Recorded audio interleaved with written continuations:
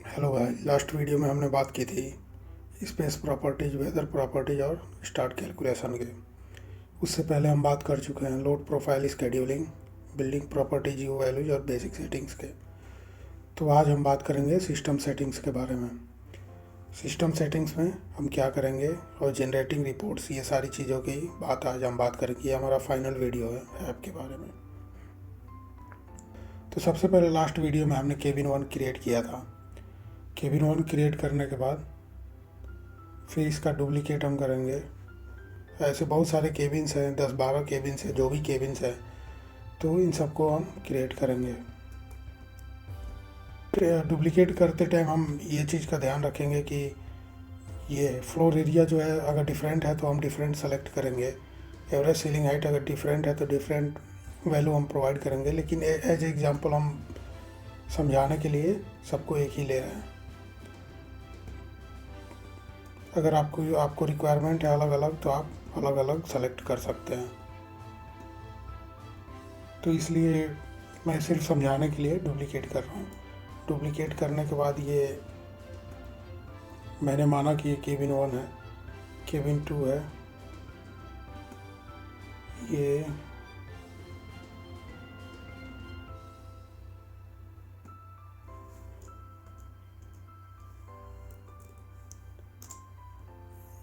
ये केबिन 2 हो गया।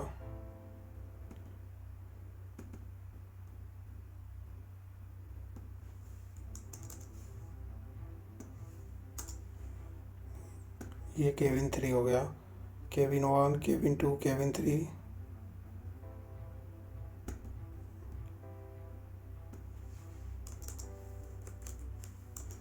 केबिन 4।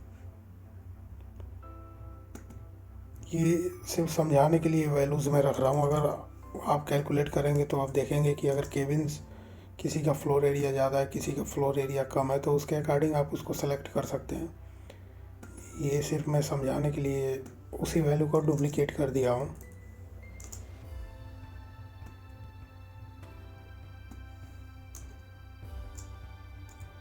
ये हमने माना कि ये कॉन्फ्रेंस रूम है।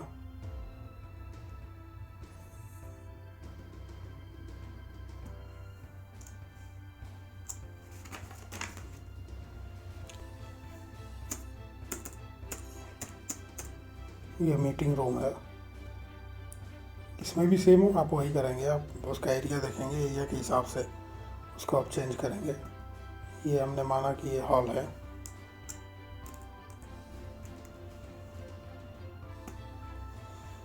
तो ये हमने वो ये हमने जनरेट कर दिया। केबिन 1, केबिन 2, केबिन 3, 4, 5, 6, 7, केबिन 6 ये हमने क्रिएट कर दिया। Cabin 1, 2, 3, 4, 5, 6 conference hall meeting.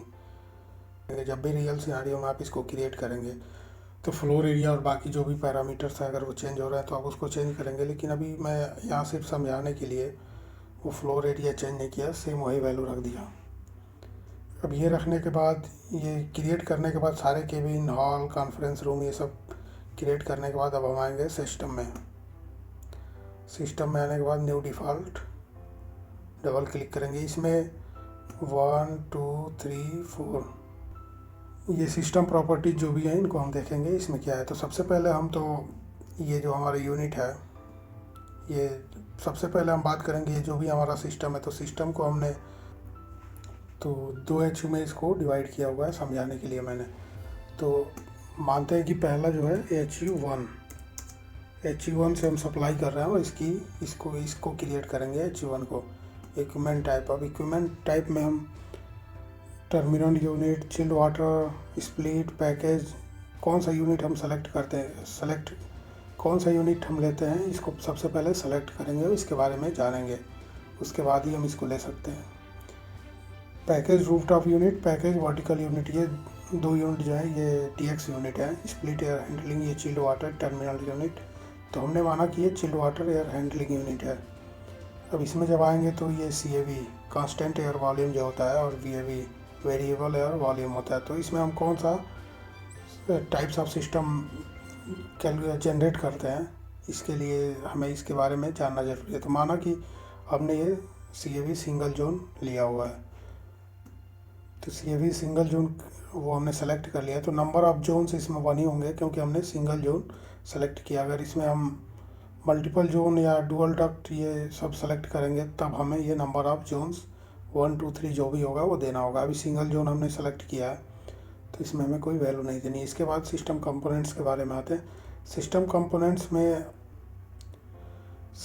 Component में आने से पहले हमें पहले एच के बारे में जानना होगा। एच में क्या क्या चीज़ें होती हैं और उसमें क्या क्या होता है, क्या क्या काम कर रहा है, उसके हिसाब से हम इसको जनरेट करेंगे। तो ये हमारा एच है। एच में अभी हम देख रहे हैं ये मिक्सिंग चैम्बर है, इसमें फ्रेश एयर आता है। एच के बारे में मेरा एक कंप्लीट वीडियो आप उसको देख सकते हैं। ये फ्रेश एयर और रिटर्न एयर आता है, ये मिक्सिंग चैम्बर है, इसमें मिक्स होता है। इसके बाद ये फिल्टर्स आते हैं, फिर कूलिंग कॉइल है, इसको होते हुए फिर ये ब्लोअर है। ब्लोअर से सप्लाई आगे को सप्लाई एयर डक्ट में जाता है। तो एच के बारे में जानना ज़रूरी है इसको कैलकुलेट करने से पहले। तो इसमें वेंटिलेशन एयर का मतलब फ्रेश एयर हम प्रोवाइड कर रहे हैं, तो वेंटिलेशन एयर को हमने सेलेक्ट कर लिया। इसमें हम इकोनोमाइज़र नहीं यूज कर रहे हैं, इसमें इकोनोमाइज़र नहीं यूज है, वेंट रिक्लेम नहीं है, प्री कूल कॉइल नहीं है। प्री कूल कॉइल जो भी हमारा रिटर्न एयर आता है पहले वो कूल होता है, उसके बाद ये सप्लाई होता है, मिक्सिंग चैम्बर में आता है, फिर एच में जाता है। तो ये चीज़ नहीं लगी हुई है। प्री हीट कॉइल भी नहीं है, ह्यूमिडिफिकेशन भी इसमें नहीं दिखा रहा है। अगर हमें ह्यूमिडिफिकेशन की ज़रूरत है तो हम ह्यूमिडिफायर लगाते हैं। इसमें ह्यूमिडिफायर और डिह्यूमिडिफायर नहीं लगा हुआ है तो इसलिए इसके बारे में बात नहीं करेंगे। सेंट्रल कूलिंग है, सेंट्रल कूलिंग लिया हुआ है, हीटिंग नहीं है, इसलिए हीटिंग को रिमूव करेंगे। सप्लाई फैन है, डक्ट सिस्टम है। रिटर्न फैन हमने अलग से नहीं लगाया हुआ है क्योंकि एक ही जो ब्लोअर है वही सप्लाई और रिटर्न दोनों का काम कर रहा है। अब इसमें वेंटिलेशन एयर पे आते हैं। वेंटिलेशन एयर इसमें दिखाता है, स्केड्यूल है, कांस्टेंट है, डिमांड कंट्रोल वेंटिलेशन है। तो इसमें हम कांस्टेंट रखेंगे, जैसे कि जो हमारा फ्रेश एयर है और रिटर्न एयर है जो दोनों प्रॉपर मिक्स होगा, इसलिए वेंटिलेशन रखेंगे। फिर आएंगे सेंट्रल कूलिंग पे। सेंट्रल कूलिंग पे ये सप्लाई टेम्परेचर की बात कर रहे हैं। सप्लाई टेम्परेचर हम कितना फ़ारेनहाइट देते हैं, कितना फ़ारेनहाइट सेलेक्ट करते हैं। तो ये 50 to 60 फ़ारेनहाइट होता है, तो ये 55 अभी ठीक है। कूलिंग बाई पास फैक्टर को अभी 0.1 ही हम रहने देंगे। अगर इसकी वैल्यू हमें दी हुई है तो फिर वो वैल्यू रखेंगे, अदरवाइज ये हम सेम ही रहने देंगे। फिर ये चिल्ड वाटर हमने सेलेक्ट किया हुआ था इसलिए चिल्ड वाटर दिया है। इसकी स्केड्यूलिंग हमने पहले कर दी थी ये, तो वो इसको स्केड्यूलिंग वहाँ से ले लिया है इसने।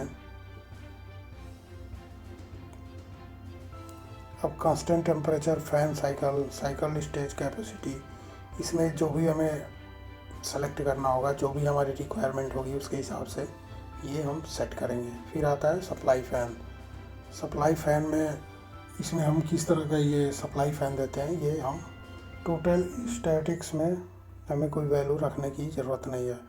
अगर इसमें इंचेज ऑफ वाटर दिया हुआ है तो रखेंगे 1 या 2 या जो भी, अगर नहीं दिया हुआ है तो हमें 0 रखेंगे। ओवरऑल एफिशिएंसी की बात करते हैं तो ओवरऑल एफिशिएंसी अगर हमें पुट करना है तो हम रखेंगे, अदरवाइज इसको छोड़ देंगे। फिर आएगा डक्ट सिस्टम में सप्लाई डक्ट जो सिस्टम है उसमें क्या है, हीट गेन, कुछ ना कुछ हीट गेन होता ही है। तो उसके लिए हम इसको 10% रखते हैं। अगर आपकी ओपन एरिया में है, ऐसे की जगह है जहाँ 10% से भी ज़्यादा है तो आप उसको 10% से ज़्यादा अपने हिसाब से रखेंगे, लेकिन अभी मैं अपने हिसाब से इसको 10% मेरे लिए बहुत है। डक्ट लीकेज इसको 5% रख देते हैं। फिर ये हमारा सिस्टम कंपोनेंट हमने दे दिया। अब इसके बाद आता है जोन कंपोनेंट। कौन कौन से जोन में हम HE1 देते हैं, ये चीज़ यहाँ पे पूछ रहा है। तो HE1 देने के लिए हमने पहले cabin 1, cabin 2, cabin 3, cabin 4, cabin 5, ये 5 केबिन को हम HE1 से दे देंगे। 5 केबिन को जोन 1 में हम सेलेक्ट करेंगे, इसको HE1 से सप्लाई देंगे। तो इस बेसिस हमने सेलेक्ट कर दिया है 5 केबिन्स को। 5 केबिन्स को सेलेक्ट करने के बाद फिर थर्मोस्टेट पे आएंगे। थर्मोस्टेट्स पे जोन नेम है, फिर ये कूलिंग टी सेट पॉइंट है। ये सेट पॉइंट जनरली हम 22-23 डिग्री सेंटीग्रेड रखते हैं। तो जब इसको हम फ़ारेनहाइट में कन्वर्ट करेंगे तो ये होगा 72 डिग्री फ़ारेनहाइट, 72 टू इसको 75 डिग्री फ़ारेनहाइट रखेंगे। ये तब होता है जब हमारा टेम्परेचर जो है, ये तब होता है जब temperature 75 degree centigrade 75 degree Fahrenheit से कम हो जाएगा तो सिस्टम ऑफ कंडीशन में चला जाएगा, और 75 से ऊपर जाएगा तो सिस्टम फिर ऑन होगा। अब ये सारी वैल्यूज़ को हम नहीं टच करेंगे, ये सारी वैल्यू जो भी हैं सही है। फिर थर्मोस्टेट स्केड्यूलिंग हमने स्केड्यूल किया हुआ है थर्मोस्टेट 1, उसको हम पुट करेंगे। अब ये स्पेस हो गया, थर्मोस्टेट हो गया, अब इसको हम ओके करेंगे। ओके करने के बाद ये H1 जो है सिंगल जोन CAV ये क्रिएट हो गया है। H1 में जो भी H1 में कौन कौन से हमारे जोन्स हैं वो दिखाएगा। H1 में केबिन 1 2 3 4 5 ये जोन है, इन जोन में हम सप्लाई कर रहे हैं। तो H1 हमने क्रिएट कर दिया है जोन 1 सिंगल जोन जो है। इसके बाद इसका हम रिपोर्ट देखेंगे, इसका रिजल्ट जो भी होगा तो इसको जनरेट करेंगे। अभी ये जनरेट हो रहा है।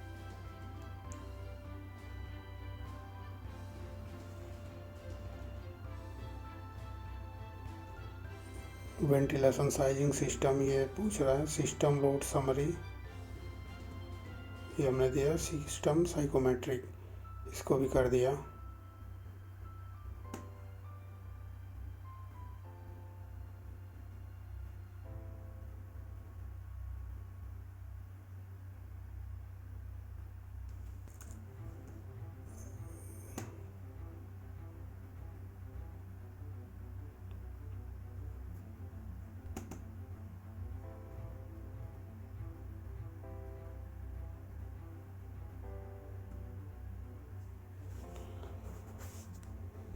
तो H1 के लिए ये रिपोर्ट जनरेट हुआ है। ये रिपोर्ट जनरेट होने के टाइम अभी देखिए H1 चिल्ड वाटर HU, ये floor area 500, location Doha Qatar,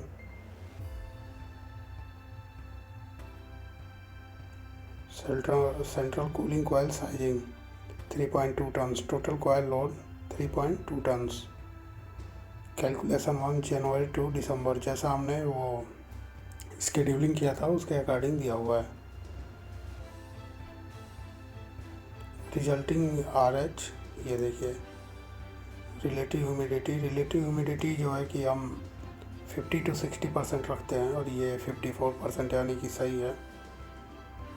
ये एक्चुअल मैक्सिमम CFM इतना हो गया स्टैंडर्ड CFM, और ये सप्लाई फैन साइजिंग।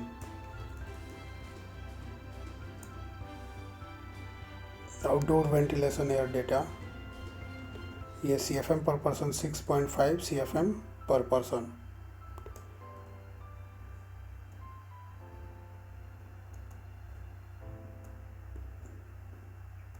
ये केबिन 1 2 3 4 5 इसके लिए ये सेंसी वाला और ये जनरेट हुआ है। इसमें विंडो स्काईलाइट ये सारी वैल्यूज़ हमने फिट की हुई थी।